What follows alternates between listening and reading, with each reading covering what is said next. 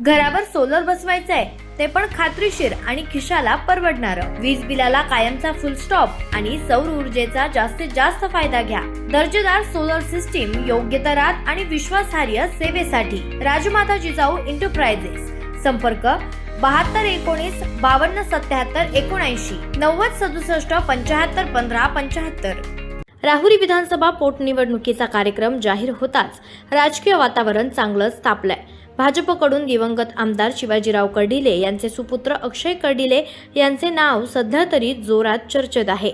दुसरीकडे राष्ट्रवादी काँग्रेस शरद पवार गटाचे माजी मंत्री प्राजक्त तनपुरे यांच्या भाजप प्रवेशाच्या चर्चांनीही राजकीय वर्तुळात खळबळ उडवली आहे. गेल्या काही दिवसांपासून तनपुरे यांनी गळ्यात भगवा गमछा घालणं आणि हिंदुत्ववादी भाषणे देणं यामुळे त्यांच्या भाजपकडे झुकण्याच्या हालचाली स्पष्ट होत असल्याची चर्चा रंगत आहे. मात्र या सर्व घडामोडींमध्ये तनपुरे यांनी अद्याप सावध भूमिका घेतली असून आपली अंतिम भूमिका जाहीर केलेली नाहीये. कदाचित अजून 2 दिवस ते मुंबईहून येणाऱ्या निरोपाची वाट पाहत असावेत असंही बोललं जात आहे. राजकीय सूत्रांच्या माहितीनुसार सध्याच्या परिस्थितीत तनपुरेंसमोर A-B-C असे 3 पर्याय असावेत असं बोललं जात आहे. त्यातील A हा की थेट भाजपात प्रवेश करून विदर्भातील एका कारखाना खरेदीतील चौकशीचा सरेमिरा थांबवायचा. याशिवाय विधानसभेची उमेदवारी पदरात पाडून घ्यायची असं झाल्यास त्यांच्या आमदारकीचा बिनविरोधचा आणि थेट सत्तेत जाण्याचा मार्गही मोकळा होणार आहे. मात्र त्यात तितकेच अडथळे असल्याचंही नाकारून चालणार नाहीये.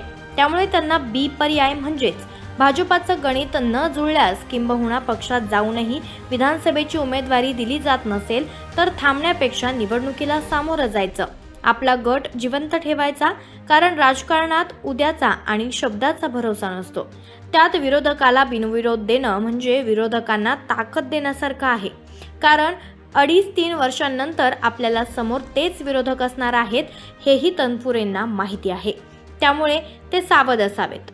गेल्या विधानसभा निवडणुकीत हिंदुत्ववादी मतांचा तनपुरे यांना फटका बसला होता, हे नाकारून चालणार नाही.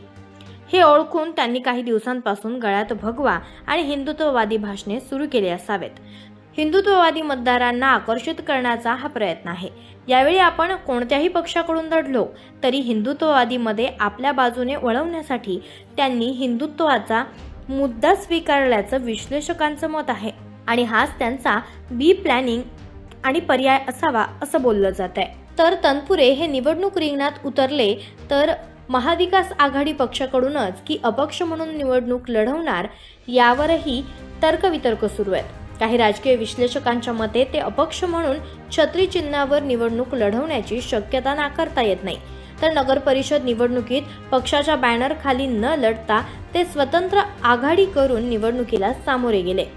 त्यात चांगले यश आले. त्यामुळे ही निवडणूक देखील महाविकास आघाडी पुरस्कृत मात्र अपक्ष लढायची हा त्यांचा C प्लॅन तथा तिसरा पर्याय असू शकतो.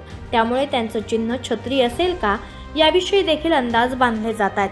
सध्या तरी ही निवडणूक लढवायचीच असा तनपुरे समर्थकांचा सूर आहे. गावागावातून कार्यकर्त्यांची दादा लढायचंच ही भूमिका पुढे येत आहे. मात्र यावर तनपुरे नेमका काय निर्णय घेणार, A, B की C यांची उत्कंठा वाढलेली आहे. आवाज जनतेचा, लढा सर्वसामान्य जनतेच्या न्याय हक्कांसाठी.